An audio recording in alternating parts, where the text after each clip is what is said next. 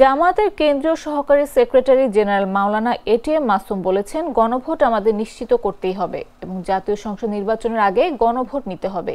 এটা বর্তমান সরকারের কাছে আমাদের জোরালো দাবি। এই দাবি উপেক্ষা করে আপনি একটি সুষ্ঠু নির্বাচন করতে পারবেন না, জনগণ এটা মেনে নিবে না।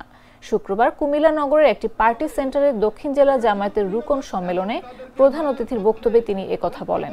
এ সময় জামায়াতের কেন্দ্রীয় শুরা সদস্য অধ্যাপক লিয়াকত আলী ভূঁইয়া, ইসলামিক বক্তা ডক্টর আবুল কালাম আজাদ বাশার, কুমিল্লা দক্ষিণ জেলা জামায়াতের আমির advocate Mohammad Shahjahan, secretary doctor A K M. Syed Sarwar Uddin Siddiqui, সহকারী সেক্রেটারি ডাক্তার আব্দুল মুবিন, মাহফুজুর রহমান, জামায়াত নেতা অধ্যক্ষ শফিকুল আলম হেলাল সহ বিভিন্ন পর্যায়ের নেতারা উপস্থিত ছিলেন।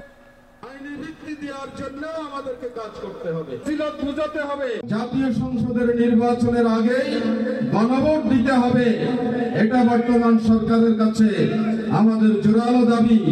এই দাবি উপেক্ষা করে আপনি একটি সুষ্ঠু নির্বাচন এখানে করতে পারবেন না, জনগণ এটা মেনে নেবে না।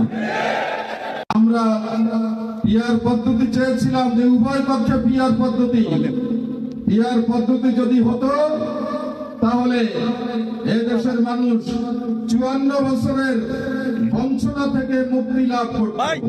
বর্তমান সরকার কোন অপশক্তির ফাঁদে পা দিয়ে শুধুমাত্র উচ্চ কক্ষে পিআর নিশ্চিত করলেন, নিম্ন কক্ষে পিআর বাদ দিয়ে দিলেন।